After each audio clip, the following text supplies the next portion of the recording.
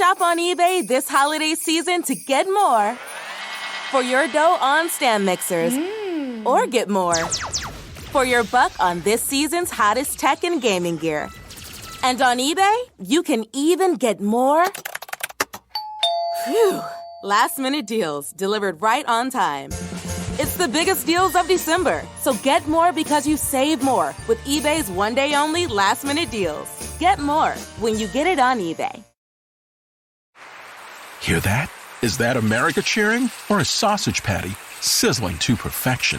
It's time to cheer for Egg McMuffin and fresh cracked eggs at McDonald's. It's time to wake up to the aroma of freshly baked biscuits and treat yourself to a real honest-to-goodness morning meal. Breakfast, it's on at McDonald's. Now get any breakfast sandwich for just $2. Available only through the app. Mobile order and pay available at participating McDonald's. McD app download and registration required.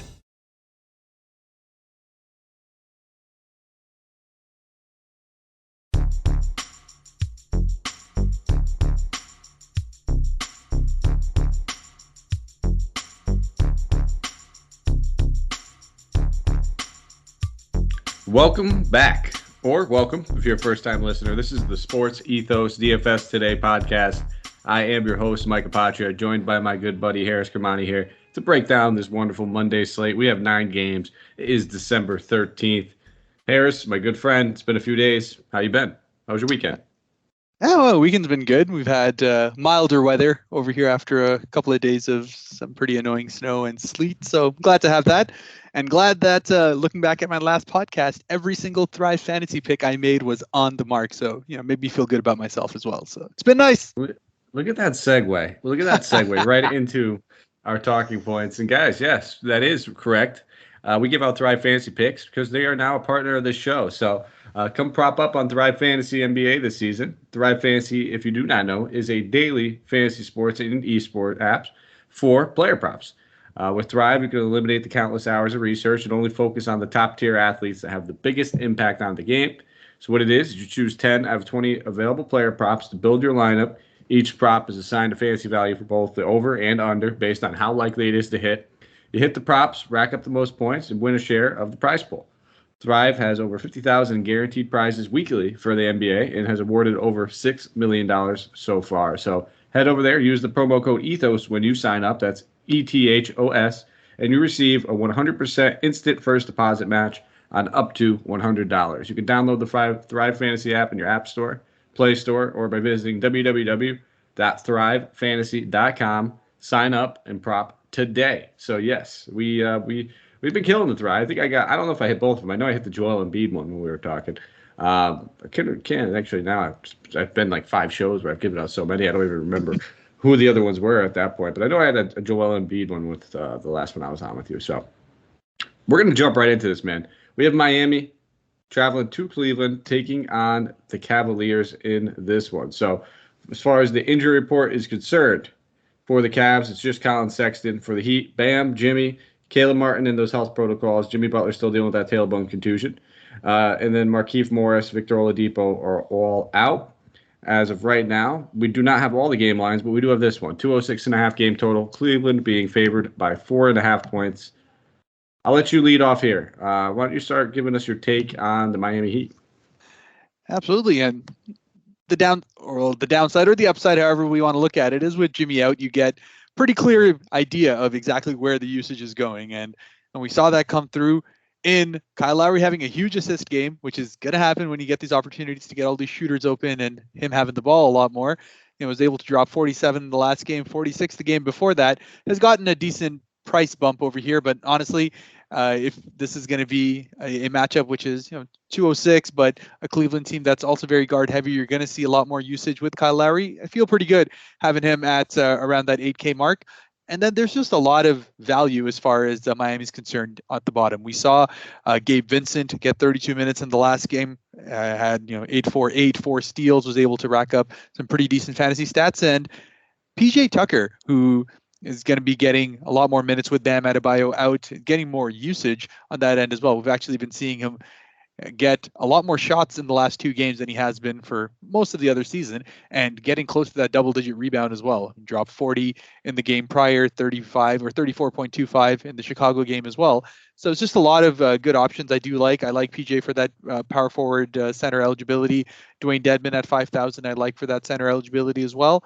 Though there are a couple of other guys a little bit later on in the slate that I may be slightly more inclined to take. I think both these guys are just very, very solid options. And if you're looking to take some of those studs, there's 2, 3, 4 viable studs in this one, but you can definitely get 1 to 2 fit in on this slate. It's a fun one.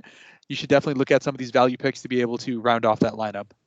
I think you said it perfect. Yeah, we just saw these 2 teams face off. I think it was like a week and a half ago. It was actually one of the first games, I believe, after that Bam injury. And yeah, Deadman had a great game. And frankly, they're going to need to play him big minutes. That's the only thing you're concerned with is Deadman's minutes. He played 29 against Chicago, put up a 44 DK point game. The 5 or 4 previous games of that, he was under 25 minutes. Little lackluster. But then you look back when he played Cleveland, he played 31. Due to that double big lineup, double, put up a couple steals and blocks, ended up turning out almost 40 DK points. So I definitely have some interest in Deadman. Kyle Lowry, you said it perfectly. The usage is up. The assist ratio is up. Everything's up with him right now with all the injuries and the news. And he's going to continue to just have the ball in his hands pretty much the entire game. We saw Gabe Vincent draw the start in that last one. Could very well draw another start with no Caleb Martin. So 4,200. There's worse options you can look at. He played 31 minutes.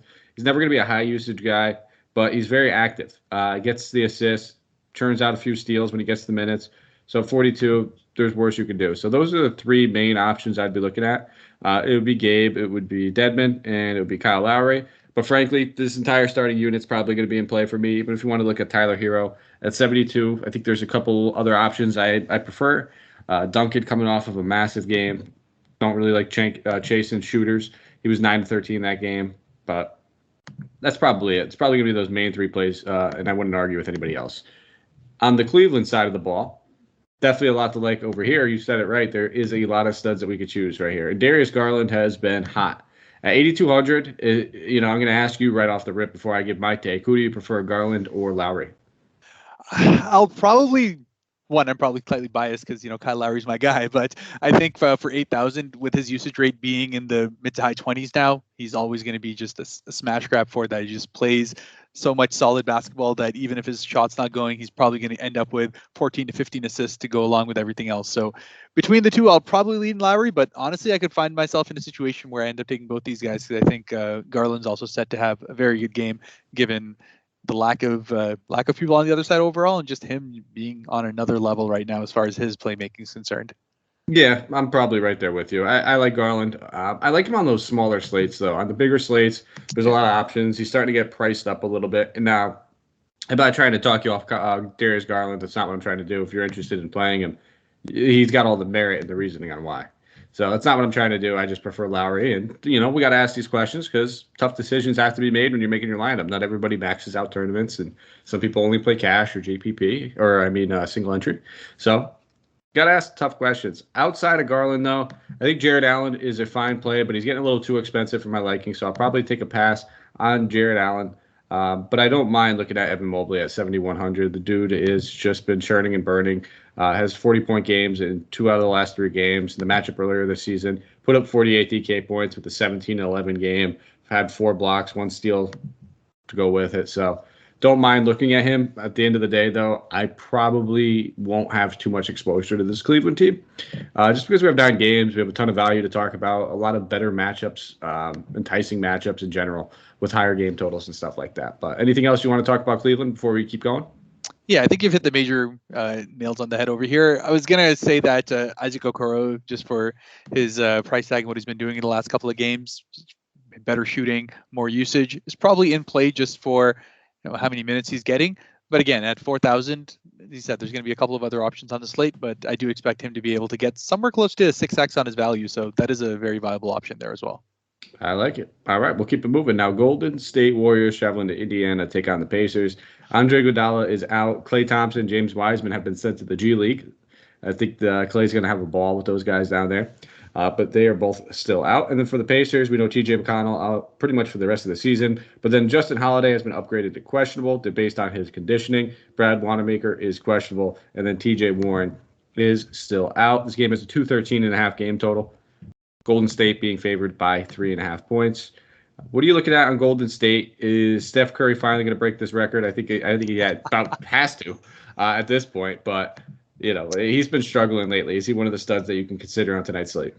Yeah, you pretty much took my segue over there. Coming in 9 of 31 from the 3-point line last 2 games. It's just something's got to break on it. You can see that it's on his mind, and I feel like this is the kind of matchup where he's going to be able to just sweat it out, get it going, and I think he'll be able to hit that record here. That being said, at 11,400, I mean, Curry is Curry, but there are a couple of other studs coming out later, which are either priced slightly less than him or just a little bit more than him that I just like better for their point production per minute. And given the fact that I don't necessarily know if a Indiana team that's one dealing with a couple of injuries, but just been bad in general, is going to be able to keep up against the Golden State team, especially if Curry gets going.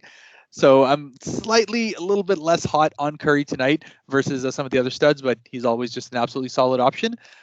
Beyond that, all the other players, as far as Golden State are concerned, are pretty fairly priced as far as I'm concerned. You have seen a little bit from the Kevon Looney side of him getting a little bit more interest, a little bit more usage, more rebounds to be able to get into that mid-20s pretty comfortably as far as his DK points are concerned for the last 2 games. So again, if you're looking for that value to round everything around, he's one center that you can keep in mind. But I'm not really all that looking to jump on a Jordan Poole, a Wiggins, maybe even Draymond, a 6,800 could be potentially in play for me. But again, just better options, and he's just not getting enough usage for my liking at the moment.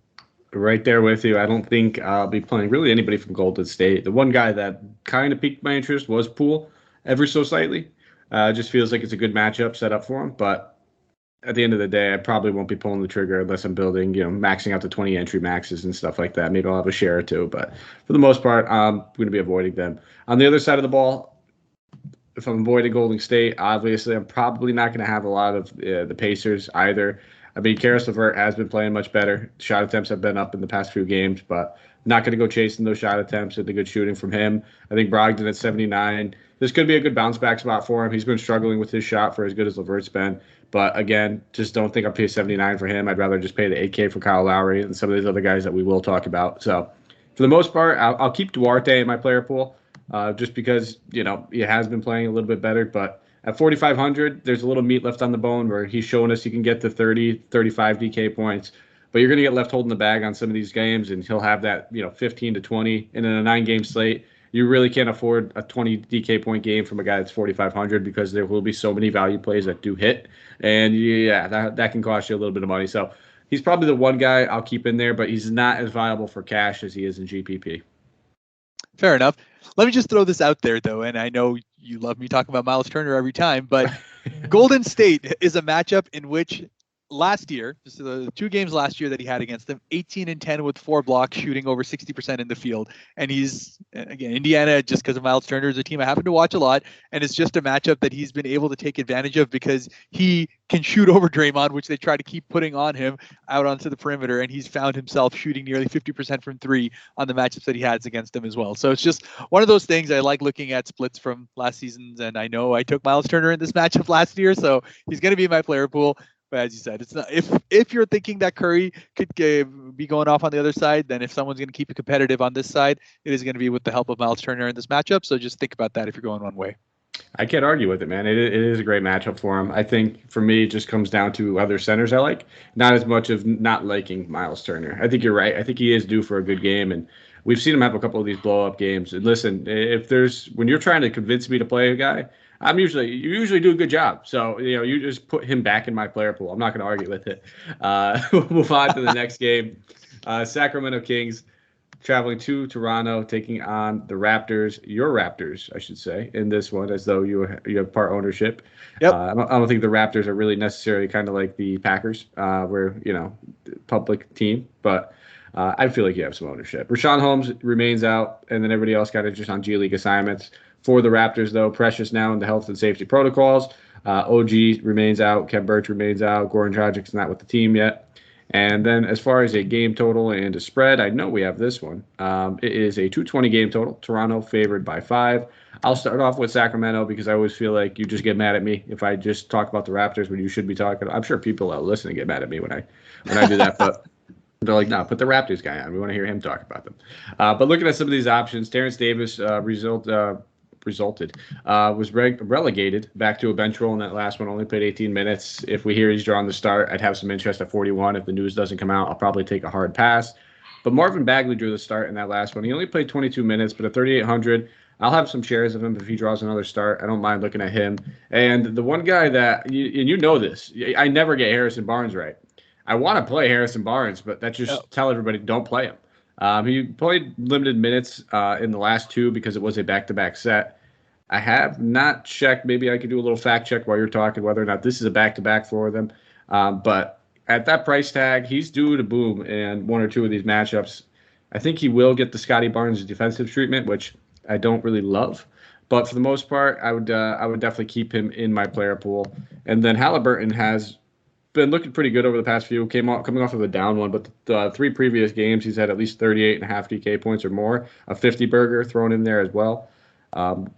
Could see him being in the player pool, but at the end of the day, I'm not going to have too much share. So I'm really just going to be looking towards some of this value plays with Bagley. Depending on if Davis starts, I wouldn't mind looking at him. But outside of that, I can't pull I don't know if I could pull the trigger on Barnes. He burned me the past 2 nights. Well, I didn't play him on the second half of the back-to-back, but front half, he completely burned me. What are you looking at here on the Sacramento team? And while you're doing that, I'm just going to go fact check myself and make sure they are not on a back-to-back. Yeah, well, I mean, I can help you out with that. They're not on a back-to-back. They played on Saturday, and they're not playing on the Sunday. So we do get them on the day off today going into the Monday since, we are doing this on a Sunday. So Harrison Barnes at 5,100 is definitely in my player pool. One, I like his price tag altogether. I've liked it throughout the season when he's been getting his burn. He's going to get a shot attempts as he gets his legs under him.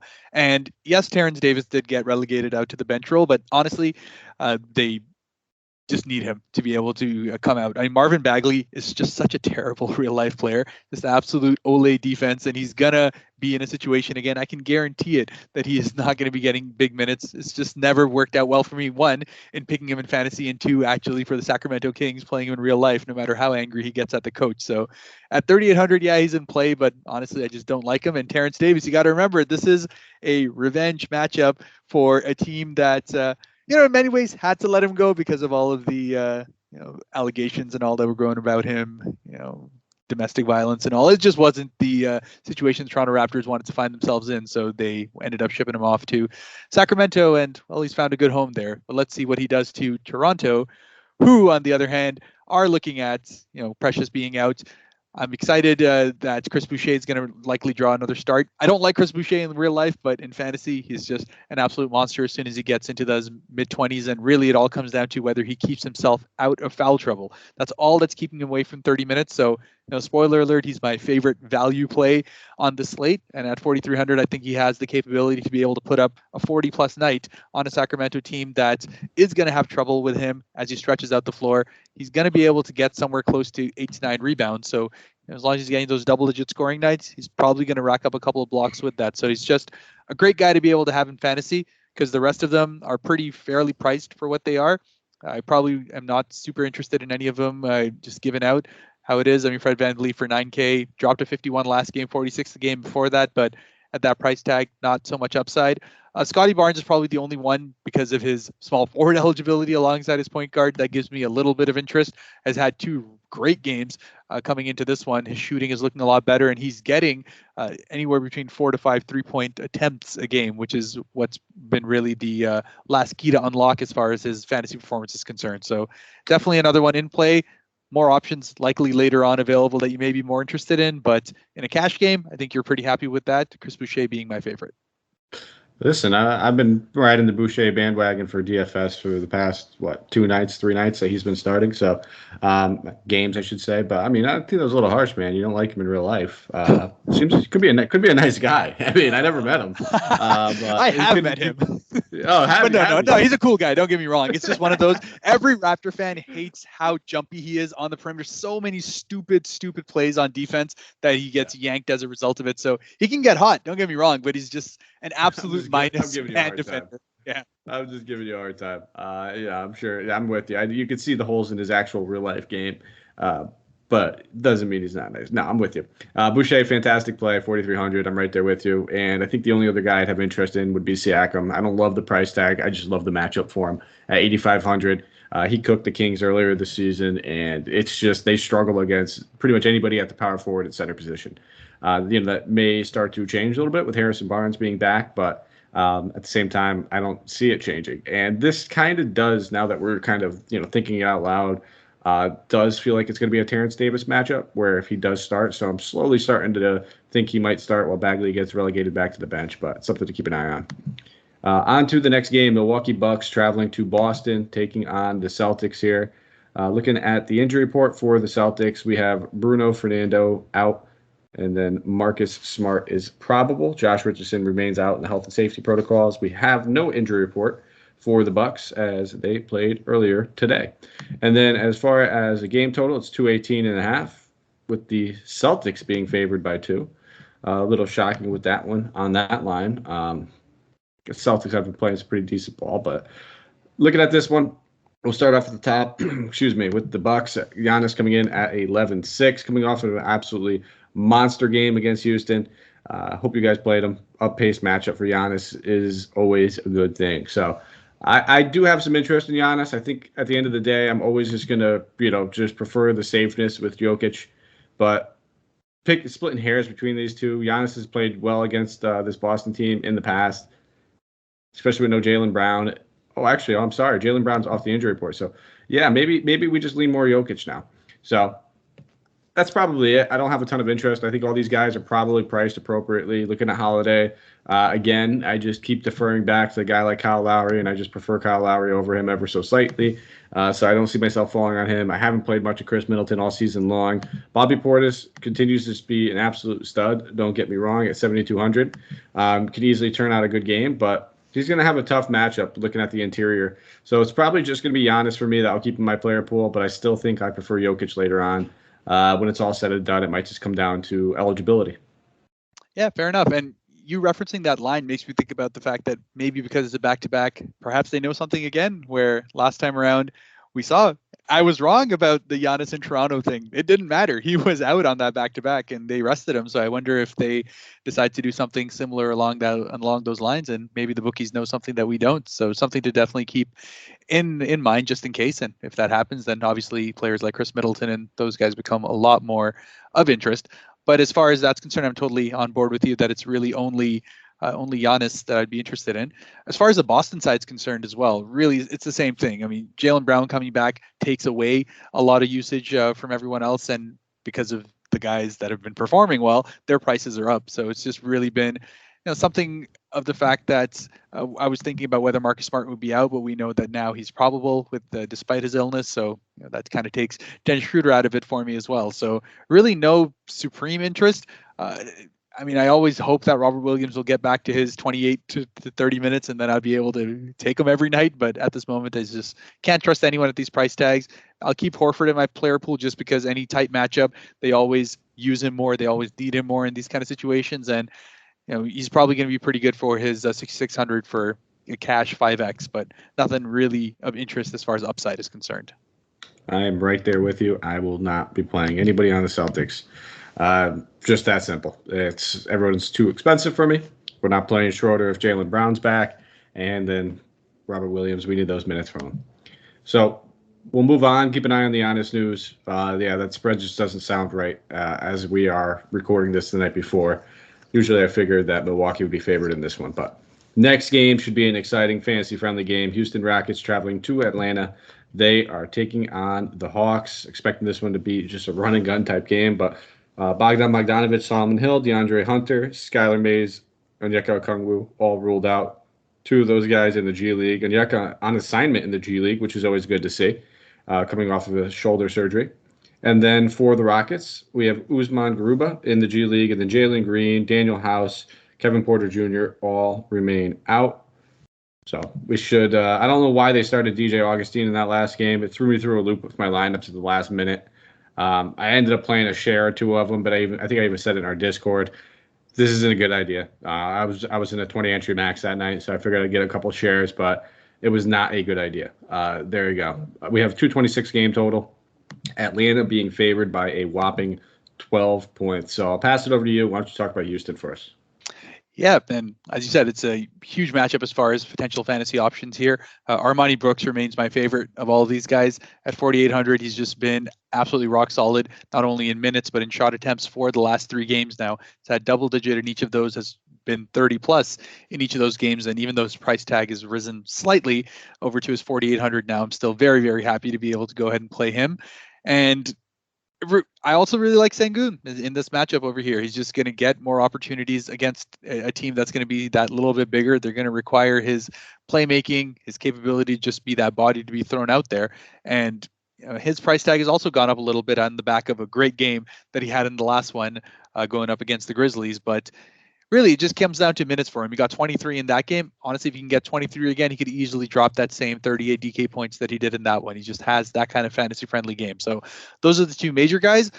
Honestly, the rest of the starting lineup, other than Christian Woods, is definitely in play just because of the high pace of this matchup. It's probably going to be the highest game total of the night.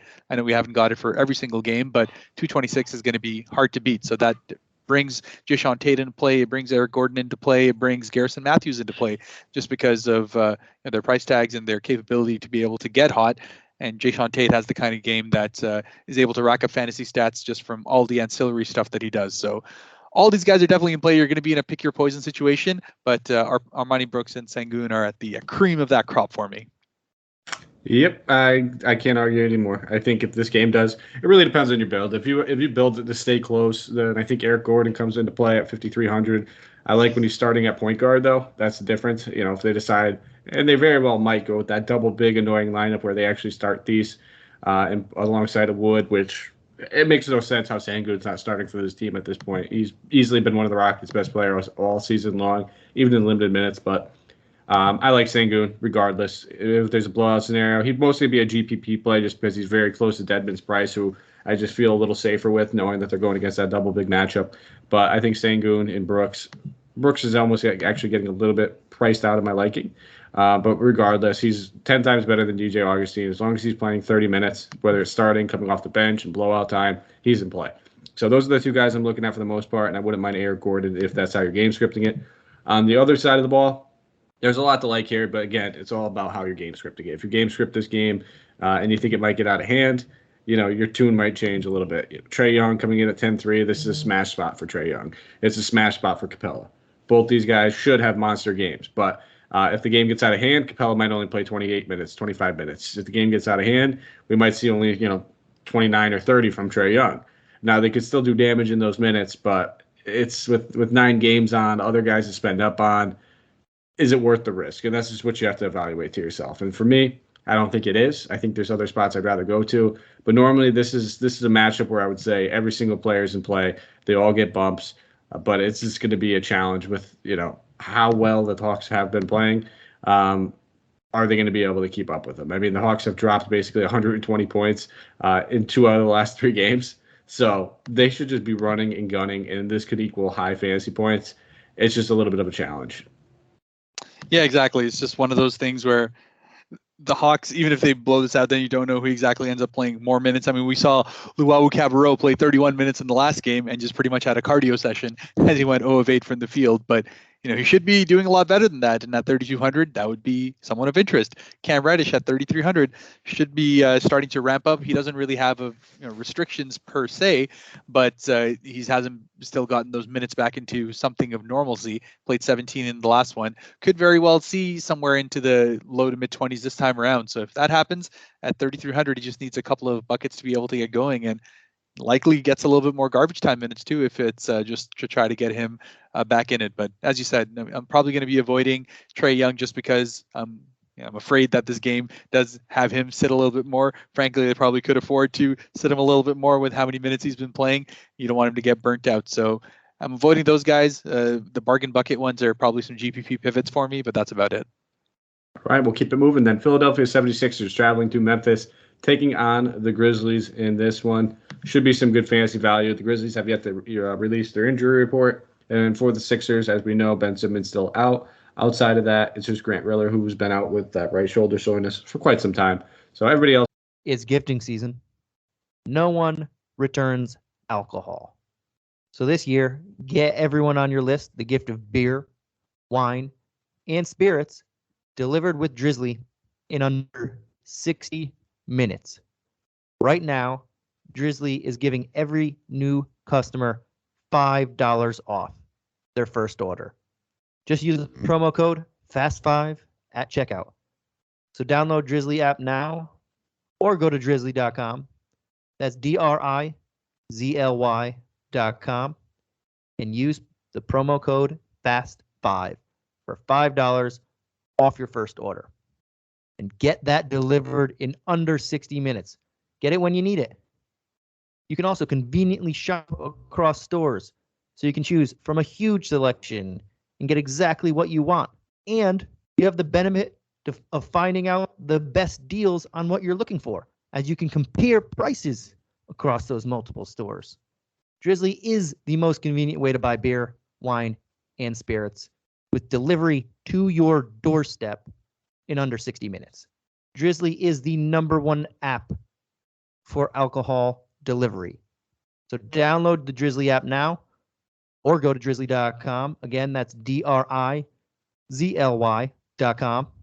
and use the promo code FAST5 at checkout to get $5 off your first order.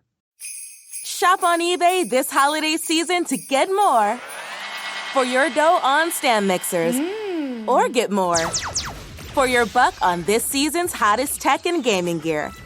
And on eBay, you can even get more. Phew. Last-minute deals delivered right on time.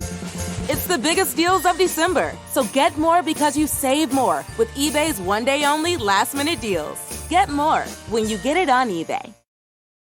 Is expected to be good to go. 210.5 game total. Philly being favored by 2 points in this one.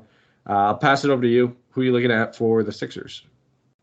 Yeah, and for the Sixers, see, this is where it comes down to that stud that I feel comfortable with. We already spoke about Jokic coming in a little bit after, who's just excellent. We know Giannis is a monster as well, but Joel Embiid in this matchup, where I actually expected to stay close. Memphis is always a pesky team at home, but they're likely going to be lacking in size. We know that Steven Adams is doubtful. We'll wait to confirm that he's out or not, but Joel Embiid is just going to be absolutely feasting in this matchup over here. And at 11K, I'm happy to be able to have him as one of my studs, to be able to have that kind of matchup in a -2 situation as far as the spread's concerned. So he's definitely my big guy over here. And hey, we saw Matisse Thybulle start in the last game, so that got me very excited. Yes, he didn't have a massive DK point night, but at 3,100, if he's playing 34 minutes, I am down. I am going to be taking him just because it's one of those things. It's like you got to do it. You got to stay on brand. But at 3,100, I love that price tag if he's just getting the minutes. So if he's starting again, I'll go ahead and give him that shot. He just needs to take a couple more shots. He hit 2 of 3 as far as threes are concerned, 2 of 5 from the field. Just get him to that 8-shot mark that he's good at, and you're going to get a mid-20 to close to 30 night from him. So Matisse is my guy, but beyond that, it's just too many guys that are pretty fairly priced. Seth Curry's always interesting to me and in play, but he's been not shooting as many threes as I like. I don't understand why he's not chucking more, but he went 0 of 3 in the last game. It really should be somewhere close to 8 to 9 attempts a game. So if he can get to that, I'd be feeling better as far as his price tag is concerned. But the rest of the fairly priced guys, I'm just going to end up avoiding in this game. Yeah, you'd play Matisse Thybulle if he was playing 12 minutes a night, man. Yes. Don't lie to us. No, I don't. I honestly, I don't have too much interest. I know Embiid should be in a smash spot, but again, that security blanket of Jokic, maybe Embiid as the pivot off of Jokic.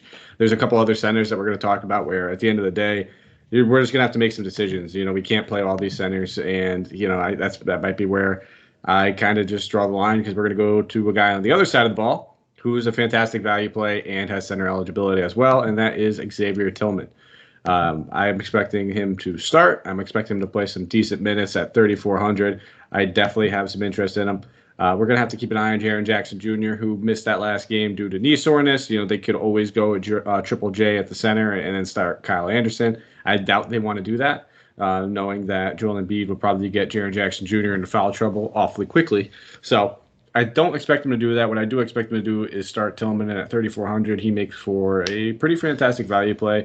Outside of Tillman, I don't think I'll be going too crazy over here. I think I'll just take my value and run with it. But if you wanted to look at some of these other pieces in that 6K range, your Desmond Baines, Tyus Jones, Dylan Brooks, I'm pretty much done with the Anthony Melton for quite some time. If you can't have a good game against Houston, I don't care if he played 18 minutes. We've seen DeAnthony Melton crush people in 18 minutes before. But if you can't have a good game against Houston, I don't know when I could trust you. And at 4,700, too expensive. I need that price tag to come down a little bit. So just keep an eye on what centers are actually available. We already know Brandon Clark has been ruled out. Steven Adams, you said it, is better half a doubtful. So Tillman at 3,400, he's probably my main play over here. Yep, Tillman was my main circled one here, and then just waiting on the Jaren Jackson news as well, because if that ends up happening, then perhaps I'll have a little bit more interest in the Desmond Bain / Dylan Brooks situation, because they're probably going to be shooting 20 shots combined between each of them. So it's just going to be a chuck fest for them to be able to put up, and at 6,000-ish, they could easily hit that value, even if they're hitting 40% of those shots. So something to keep in mind. But beyond that, yeah, Xavier Tillman. I was also thinking about Killian Tilly, because they're playing around the same kind of role, same kind of situation. Was watching a bit of the Houston game last one, and he's got some pretty good strokes shooting from downtown. Hit 3 in the last game as well. So if it's a game that may potentially go a little bit the other way, pear-shaped as far as Philly's concerned, then he could be a decent GPP pivot to throw out there just for the dual eligibility. I like it. All right, we'll keep moving on to the 8:30 Eastern Standard Time game. Charlotte Hornets traveling to Dallas, taking on the Mavericks, or what's left of them at this point. Charlotte, no injury report yet, but we do know that Terry Rozier is expected to be back in this one. Dallas Mavericks have no injury report, second half of a back-to-back, but we know that Luka has already been ruled out. I'll pass it over to you. When you're looking at Charlotte with Terry Rozier back, how does this change our look on this team? Who can we expect to play? And who do you have interest in?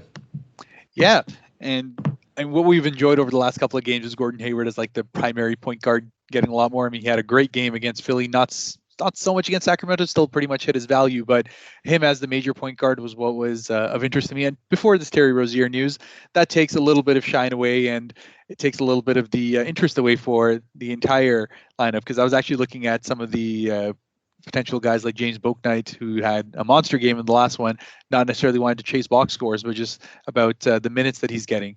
But yeah, with Terry Rozier back, everyone's kind of priced up. But Oubre has gotten into like 8,400, which is insane. But of course, he's had just 3 absolutely crazy games as of late. His usage probably goes away. So honestly, I don't have massive interest in any of the Charlotte guys at this moment, just because of their current price tags. Maybe if they all come down by about 500, I'll have a little bit more. But the Rozier situation just kind of throws everything into a loop for me.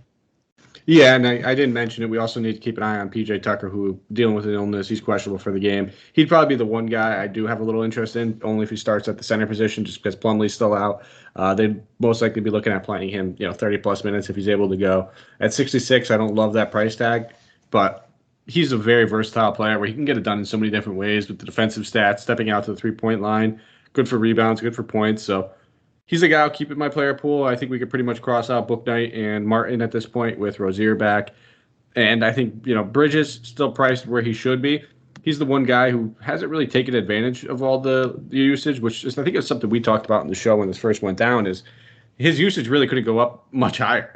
It was all the ancillary players like Hayward and Oubre who were going to see the biggest bump. And then if we hear that Rozier has no minutes limit, if he's good to go and he can play 30-plus, at 72, I'll keep him in my player pool. Just because we know that obviously he's fresh. I don't know if he was asymptomatic with COVID or if he actually got, felt like we heard Joel Embiid say that he struggled to breathe. And we've heard several other players say how it really hit them hard. So it's always a little risky when you're playing a guy coming off of the protocol list, because you just don't have all the information on how that affected them.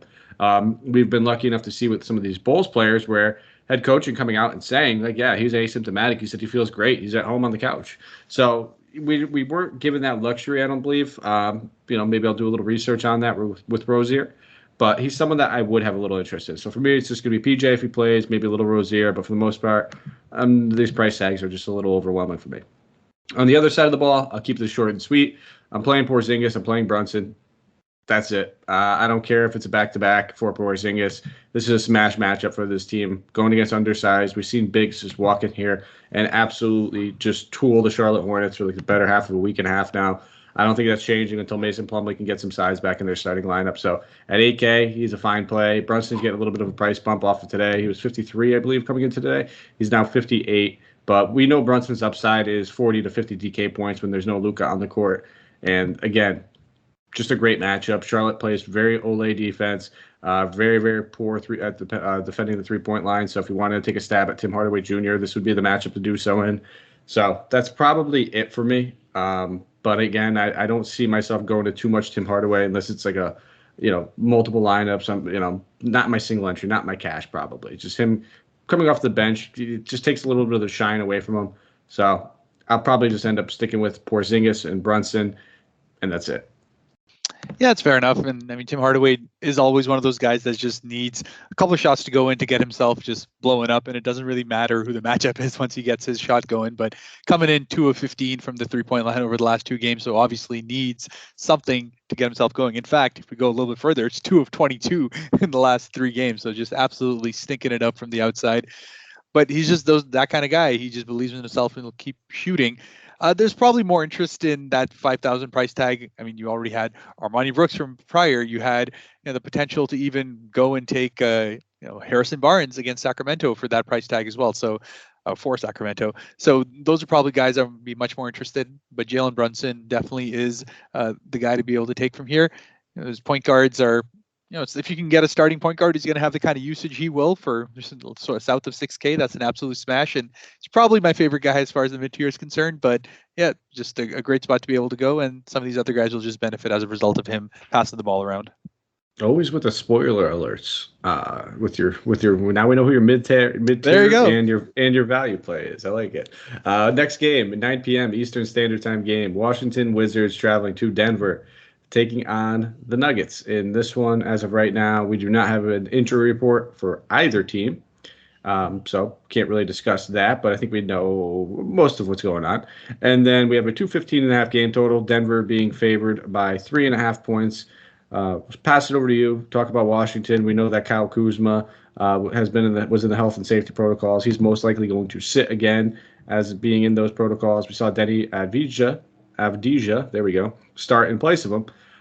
Is he somebody that you can look at for value, or are you just going to go with some of these other plays we spoke about already?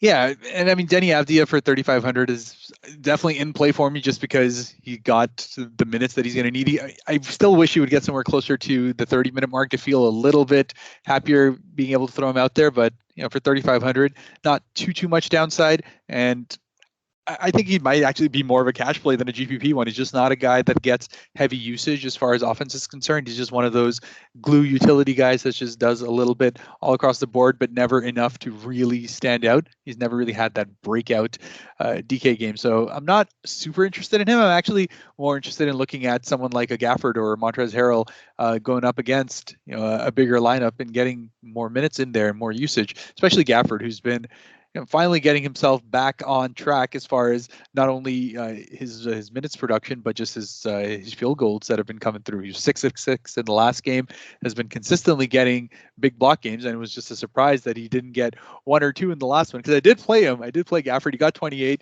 He did pretty well for 4,600, but a couple of blocks and he would have been into that mid-30s, and I would have been even happier. But I think just for that price tag, it's close enough to someone like a Deadman where, yes, I'd probably go with a Deadman. But if I'm looking for a pivot, then both Harrell and Gafford are someone who are of interest to me. And beyond that, I still don't trust Beal as much as I'd love for his price tag to be something that, I'd say, yes, throw him out there. But he just seems less, I don't want to say, like, he's getting the shots up, but he just seems less engaged altogether. It's just, I don't know. It's been a weird season of watching Bradley Beal. My brother's a big Washington fan, so by extension, I end up watching a lot of Washington games, and just Beal is looked off. I don't like him for his price tag, even though he should be a good one.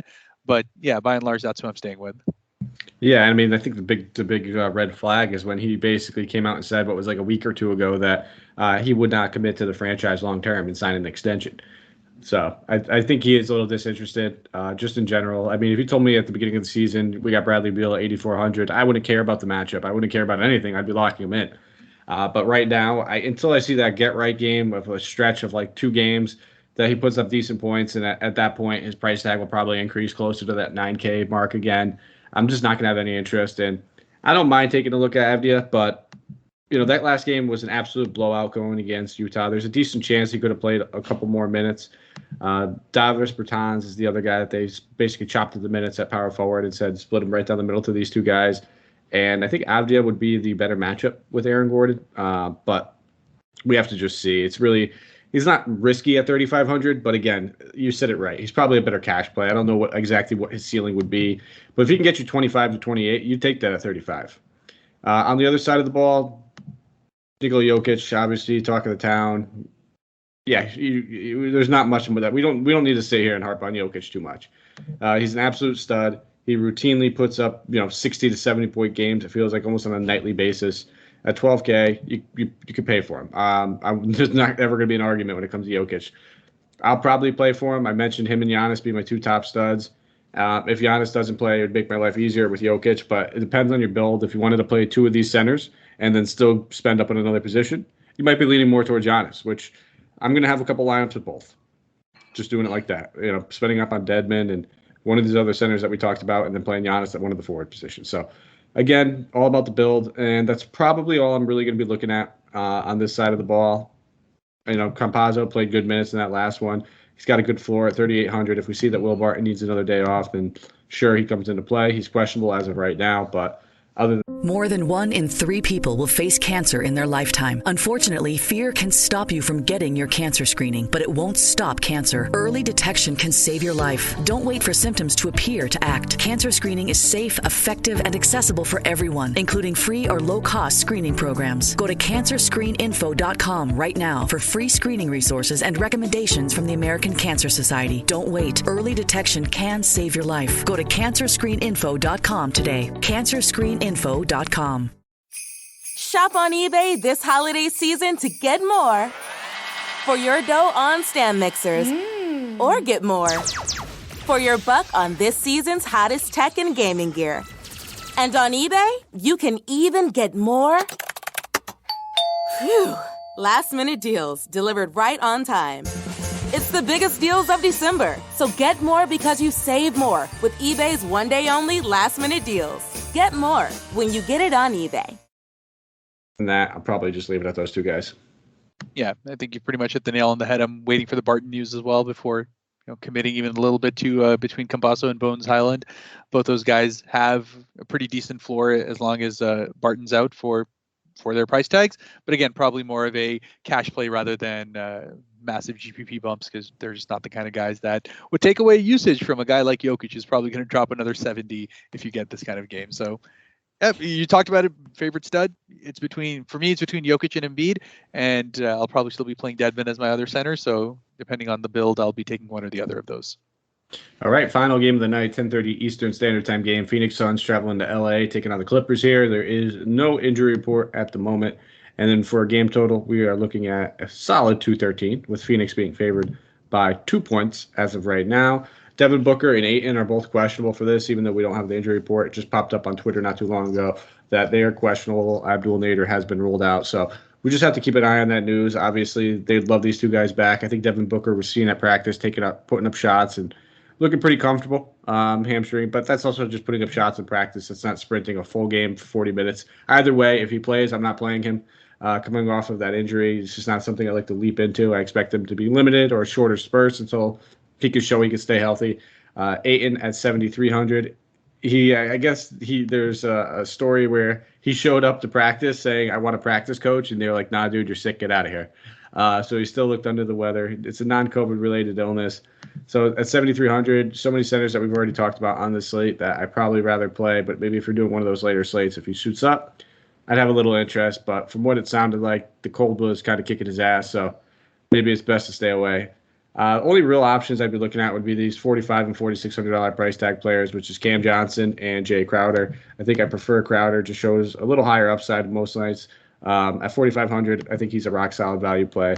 Not a guy building around or anything like that, but a guy that if you have 4,500 left and the forward spot open, sure, throw him in there. Why not? Yeah, fair enough. And that DeAndre Ayton news is pretty much been my laser focus with his questionable status. I mean, he's never been a great guy to be able to play through a lot of these questionable ones. So if that happens and he sits out, JaVale McGee once again becomes the guy to be able to throw out there. We had an absolute monster game against Boston, even though it was a blowout. But as long as he's playing somewhere close to 20 minutes, he's going to give you just monster DK points. He would be the guy I would actually pick over Deadman if DeAndre Ayton was out. And in the starts that he's had this season, he's averaging like 13 and 9 with a block and a half as well. So just an absolute lock as far as I'm concerned is for his minutes and his production, as long as that situation's up. But beyond that, that 4K roulette continues to be a spot that you can get value most nights between Cam Johnson, Jay Crowder, even Campaign. All those guys have pretty much safe floors and ceilings that are going to be in the mid to high 20s. So you can usually get them to hit their value. So if nothing else works, it's like, all right, let's just go plug these guys in, which is kind of how it's been for me and how it's probably going to be for you if you decide to go with one of them as well. On the other side of the ball, we saw Paul George, Batum both miss Saturday's game. Batum dealing with the ankle, as we know, and then Paul George's elbow. So we got to keep an eye on both those statuses. If these guys sit, it's just going to be probably really hard for this Clippers team to stay involved in this game. It's pretty much what we're waiting on for, I guess, most of the injury news for this team. But we saw Terrence Mann play heavy minutes in that last one, played 35 minutes, ended up turning out a 33 DK point game. If this guy's playing 30 or more minutes, regardless of blowout, I think he would still get fairly good run. So I'd have interest in him. And that's probably about it. I'm not going to keep playing Marcus Morris and get burned by that. Him and Jay Crowder at a very similar price tag. Probably prefer Crowder ever so slightly. But I'll keep him in the player pool just for, the giggles. But not really going to end up going there in general. You can look at Kennard at 49. I think there's other better 5K value plays out there. It's just not a team I want to target on the wings, guys that are going to have to go against Cam Johnson and Bridges and all these elite wing defenders. It's just not the right matchup for me to target them. So it's probably just going to end up being Terrence Mann is the only guy that I'm keeping in my player pool when it's all said and done. And I'm glad you brought up McGee because I kind of skirted right over that. And again, it just gives you another reason. If we hear that Ayton's ruled out, you can get good value at center. There's pivots that can be made off of Jokic, I guess, in that kind of case, where you could play a Deadman and a McGee and maybe get 40 out of your two value plays at center. That's completely possible. It's on the table, but it's going to be really hard for me to avoid Jokic. Not to get back to that game or anything, but I'm just glad you brought up McGee because I kind of glanced right over that. And I had plenty of shares of him in that last night where he blew up. So I don't know how I didn't mention that when I just talked about Ayton's illness. But what are you looking at over here on the Clippers side of the ball? Yeah, and as far as the Clippers are concerned, I think you've pretty much hit the nail on the head. Terrence Mann's my favorite guy. Again, that small forward eligibility. Just guys that can get off-ball usage and get boards from that position just always end up helping me out as far as their DK points are concerned. Got 33 in the last game, 26 the one before that, getting solidly into the mid-30s as far as his minutes are concerned. So he's definitely in play for me. Reggie Jackson, just from the reality that he's going to be shooting anywhere between 20 to 25 shots if Paul George does end up sitting out, is just going to walk into value being at 5,900. So he's definitely in my player pool. But that being said, at that 6K price tag, again, I keep going back. Harrison Barnes has to have a good game. I just like his price tag better for that 5,100 situation. We know Armani Brooks at 4,800 is another point guard that can be targeted heavily as well, and Jalen Brunson is $100 less than that too. So it's just a lot of great options as far as that mid tier is concerned that will likely hit value. And on this kind of night, you're probably going to need these guys to go 6x, 7x on their value. So whether Reggie Jackson can potentially do that, he'd need to continue shooting as well as he did in the last game with a couple more assists. So that's what it comes down to. I wouldn't count it against him because that's the only way the Clippers are going to be able to keep this close. And honestly, they've been finding ways of keeping games close. They won the last. They're kind of sneakily sitting in fourth place in the West, and no one's really talking about it. But it's just not a team that's rolled over, and they keep finding ways to keep fighting. If that's going to happen in this game, it's going to be because Reggie Jackson does it. All right. Well, that rounds out the show. That brings us to our player tier segment. Although we already know about 80% of what Dave's going to say in this, let's break it down regardless. Dave, who's your expensive tier? Don't know who Dave's expensive tier is, but Harris. Oh, Dave. I'm sorry, Harris. I just got a message from Dave. Actually, that's why I'm sitting here trying to multitask, and clearly I cannot. Harris, who are you looking at in the expensive tier? My fault, man. No worries. Oh, good. So we've already spoken about how good Jokic is, and he's probably going to be in most situations, but I'm going to go ahead and pivot off and say Joel Embiid is my favorite guy. One, his 11,000 price tag is just that little bit lesser than Jokic from the 12K, has the same kind of ceiling, to be honest, in a matchup where he can absolutely dominate on the other end, while Memphis, who I still maintain incredibly pesky at home, are not going to get blown out. They find ways to be able to stay in games, which is great for Embiid to be able to keep his minutes total up. If he can get anywhere between that 33 to 35 minute range in this matchup, I easily see him dropping another 60 plus nights. So he's going to be my favorite as far as the expensive tier is concerned. All right. Well, I guess we could just take Jokic right off the board. We'll take Giannis right off the board as well. I mean, I already talked about those guys enough. But one guy that we did talk about at that 8K range, which is right on the line, is going to be Kristaps. That'll be my expensive tier guy. 8K, I just, it's a back-to-back. I understand that there's always worries with Kristaps on back-to-backs. But with no Luka in this matchup, I just combined two words. But he's in an absolute smash spot going against Charlotte. Up-pace tempo. They absolutely stink when it comes to defending the three-point line. I'm expecting a big game from Porzingis at 8K. Looking at the mid-tier, so 5 to 7.9, who's your play? Yeah, and we'll just stick with your Mavericks for this one as well. Jalen Brunson, just by default from the kind of usage and the way he's done as far as his starting appearances are concerned, is just a smash spot as far as his DK points are concerned. At 5,800, he has the capability, as you said earlier, to drop a 40, 50 DK point night just because he's going to get those kind of shots. He's going to be that involved in the offense. His usage rate's probably going to be in the low 30s. So just a great spot to be able to go ahead and get him. He's probably going to be pretty highly owned, so maybe you do want to make that pivot and take Reggie Jackson instead. But Brunson would be my favorite as far as the mid-tier is concerned. I'll go with Mr. Dwayne Deadman at 5K. We've spoke about him ad nauseam, I think, on the show already. Just an absolutely great spot. They're going to need his size in this matchup going against this double big lineup. So I'll take him at 5K. And if I'm not mistaken, actually, I think they got torched in that game. Yeah, they did, 85 to 111, and he still played 31 minutes. So despite the blowout, I think we can still even look at him. And then the value play, who are you looking at? Perfect. Well, as I said, if Ayton's out, JaVale McGee becomes the main one. But considering everything else being normal, I would say that Chris Boucher at 4,300 stays as my favorite play. He's going to be getting the starting opportunity yet again. I played really well in the last game. Just needed to stay out of foul trouble to have an even bigger monster night as far as his DK points are concerned. So at 4,300, I could easily see him having the ceiling to be able to have a 40 DK point night in a matchup where Sacramento is going to have trouble defending him on the outside, and Boucher just needs a couple of shots to go in to be able to get the rest of his numbers to make it a big night. All right. I'll probably go with, again, McGee would be a fantastic play, but with in a perfect world, we'll have that news early, but we might not. I'll go with Xavier Tillman. Just another guy. I expect him to draw the start, probably play around 28 minutes at center is what I'm anticipating, and at 3,400. All the center love that we have on this slate, throw another one in the pool. I think he's an absolutely fantastic play. And that brings us to the Thrive section of things. Thrive Fantasy, guys, presented by. We're going to give out our favorite Thrive Fantasy prop bets of the night. I kind of had one circled, which I think is going to be a close one, but one that I'm expecting a good matchup in. And for me, I'm going to go with – actually, I'll let you go first, Harris. I'm a gentleman. Not a problem. Yeah, no, I was just looking through a couple of these as well, and just like last time, I got to stick with it. I got to give that bonus, but I'm going to start with Kyle Lowry being 11.5 total on the rebounds and assists. He's definitely going to be over on that. And I mean, he's sitting at 90 points, which is you want one of those situations where some things that you can just go ahead and lock in and expect the rest of it to come through. But my more point of interest where I could see you making a little bit more is the Giannis 18.5 total for his rebounds and assists at over at 105 points. Again, if he sits out, obviously all of this goes to crap and we'll worry about something else. But coming off a monster night, even if he doesn't get the triple doubles as far as his assists are concerned, I easily see him grabbing 12 to 13 boards in this game. So he just needs to put a couple of dimes on there, and then those 105 points as far as Thrive's concerned can be yours for Giannis with his over.